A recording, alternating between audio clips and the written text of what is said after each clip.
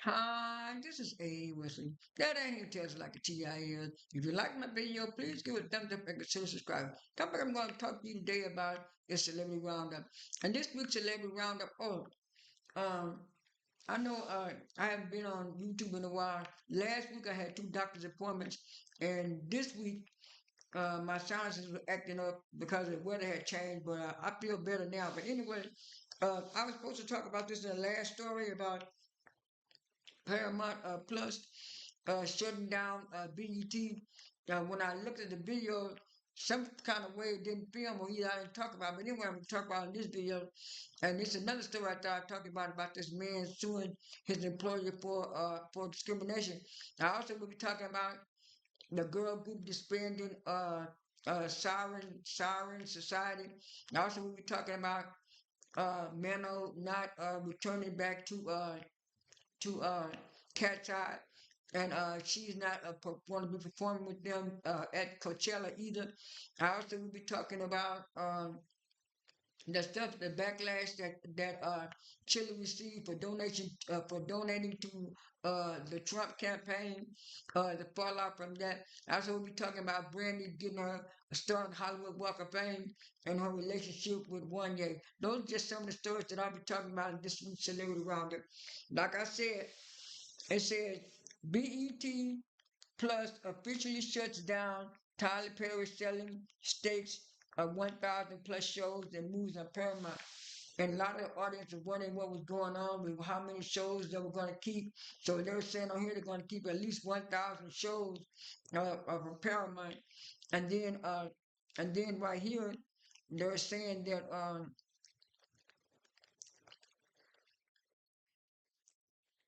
let me pull it up right quick.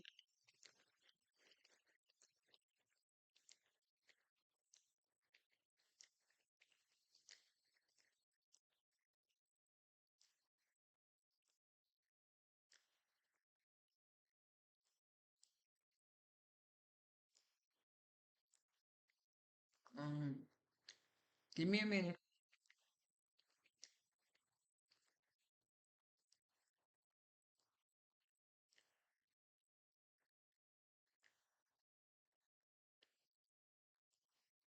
Right here it said Paramount is buying out Tyler Perry's 25% stake in BT Plus streaming service.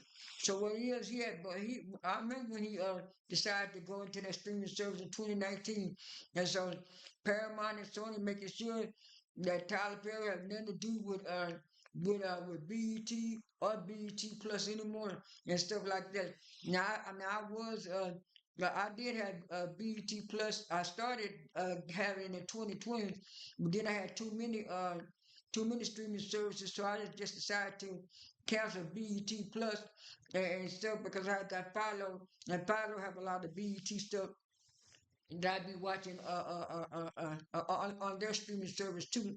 Now on to the next story. Like I said,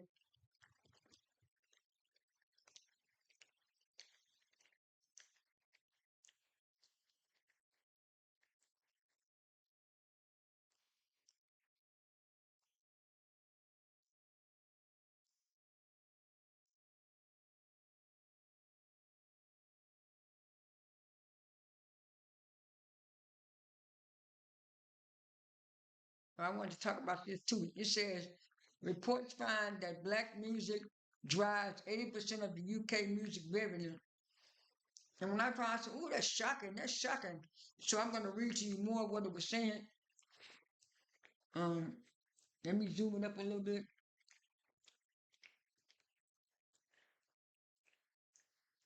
It says a news report, Homes UK reveals the the the undeniable impact of black music uh, on the industry, showing if it has generated 80% of the UK's revenue music revenue over the past 30 years with 245 billion in euro dollar market. The study the study highlights how genres rooted in the African American diaspora has shaped the sound, culture, and global success of, British music. However, it's also uncertain ongoing ongoing inequalities, including the unrepresentation of black professionals in senior roles and senior roles and documented pay gaps affecting the artists and their work. I was saying, woo. I was saying that's why a lot of these. That's why I be getting upset with some of these pop Asian groups that be popping up like BTS and stuff, and they get all this publicity and stuff, and then when a up and coming African American a girl group or group try to do something, they copying our stuff, but they getting a big money and success out of it. But when we try, someone once another group try to do it, they fall to this. So many groups that between 2016 and 2020 that were popular, but now disband or either doing solo careers or it's only one or two of them and stuff like that. It was a lot of and June Zyra was one of them. And I was saying they were just as popular as some of these groups that they got going on now. Now, I am glad that Flow has popped out, but they are international global group, but their original home is over there in the UK. So even though they're a black British girl group, and I like them, they're not from the United States. Even Say Now, they're over there from the UK. The only girl group out now that's popular, that's getting popular is Frequence. Now I didn't know anything about them until they won their singing competition show that Kelly was on last summer around this time. So I do watch them, I do keep with them, and I am kind of glad that they're starting to rise and stuff like that. There's a lot of people that copy our music and stuff like that, and they make the money off of it. But as the article said, even the revenue inequalities is different even for those artists over there, even though they do black music. Let me pause this video and I'll be right back. I'm back. This is my next story. It says, man sued his employer for racial discrimination and won. But when he tried to cash the $1 million check, the bank called the cops. So he sued the bank and won that case too. And I said, ooh, these white people are so racist and stuff. They don't want to believe no way, no how that a black person could win $1 million or $1,000 or something like that. They think anything below, I guess 500. So even they be checking people that be coming in there with $2,000 and $3,000 tax checks and stuff. Put the stuff in there, hold 3, 4, 5 days a week and all that kind of stuff. And so he got a double payout. And see, that's what they get for thinking that all black people are thieves and robbers and stuff like that. And he gave him his idea and stuff, letting him know that he did win that from his employer. So now he got a lot of money, buku the money. So kudos to this guy for winning both cases. Now on to the next story.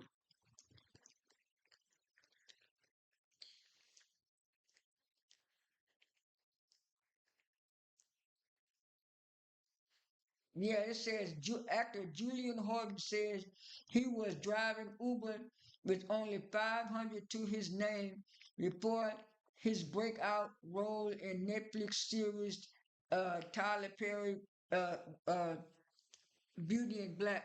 I was like, ooh, that's all he had with $500 in his pocket and drive Uber. He better be glad he got that job. So now I be seeing him in all kind of magazine covers and all kind of other stuff. And so yeah, he's thanking his lucky stars that he went on and did that. On to the next story.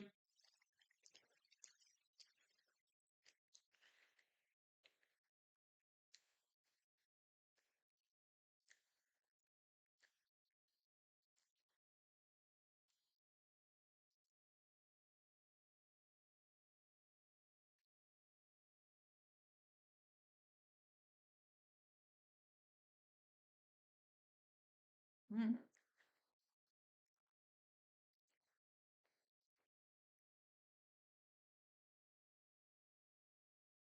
Oh yeah, they were saying this new girl group that is that's supposed to be coming out. I got this from a girlgroup.com, and it says this girl group, this new girl group that is coming out.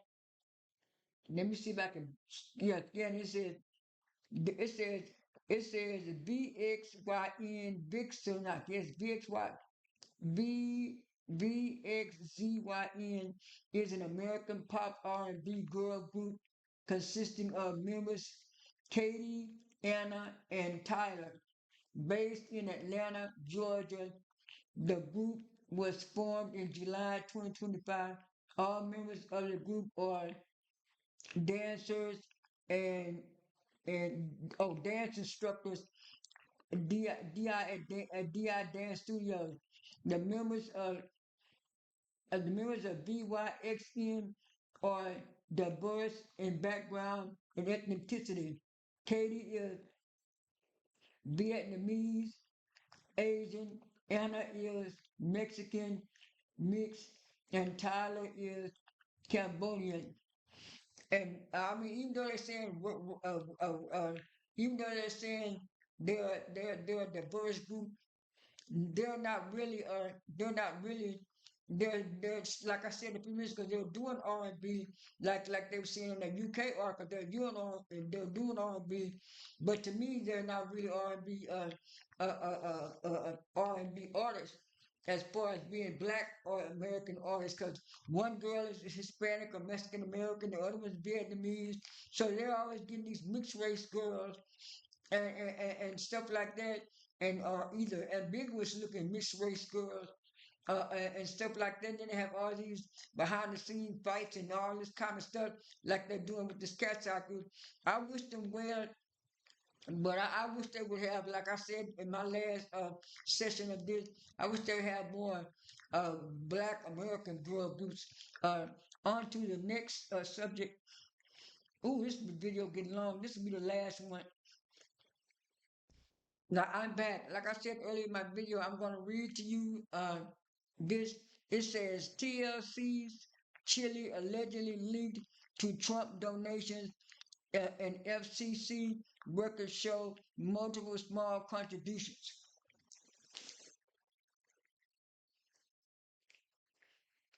It says Rashonda Chili Thomas is making headlines, but not for music. The TLC star reportedly tied to a series of political donations supporting Donald Trump and MAGA aligned groups, according to newly surfaced recordings.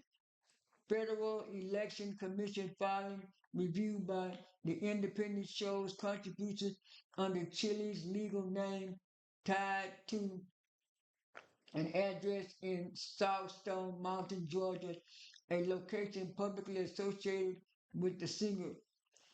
The record reportedly shows multiple donations in 2024, including payment totaling $210.60 to Win Red, along with $340.60 to the Trump National Committee and $486.54 to New Sender and Company fundraising group that links to Trump's thing.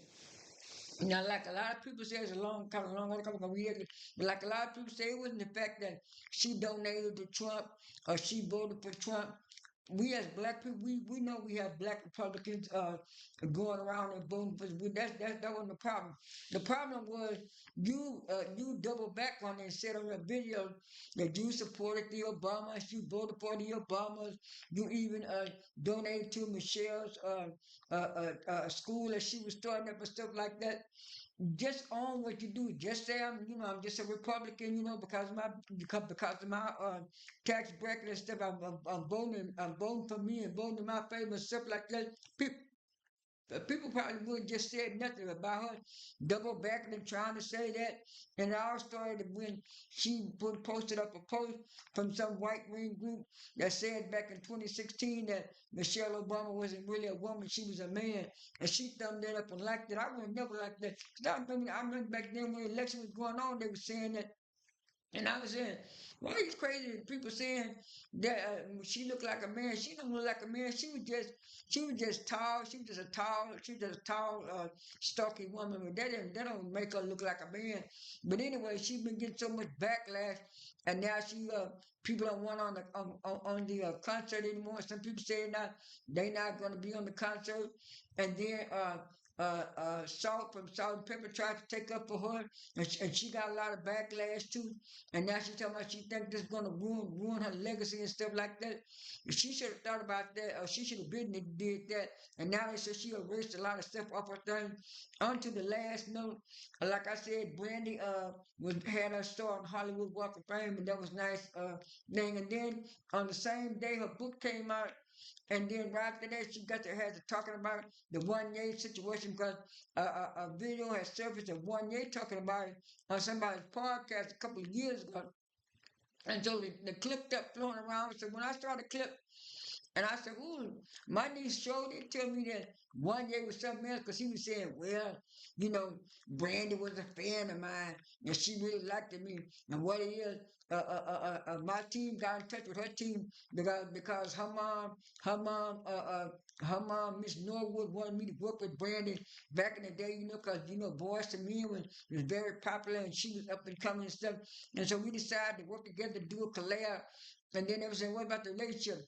He said, yeah. He said, yeah, we did. She was around 17, 18, and when she was of age, I was like, of age?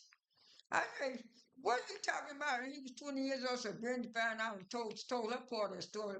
And she was saying she felt like she was manipulated because she was young, about 15, 16, and she was saying she wanted to tell her mama and her friends, but he was talking about, nah, it'll be bad for their career. People found out about it. Yeah, because you was dating an underage girl and you was 20 years old, you should have known better.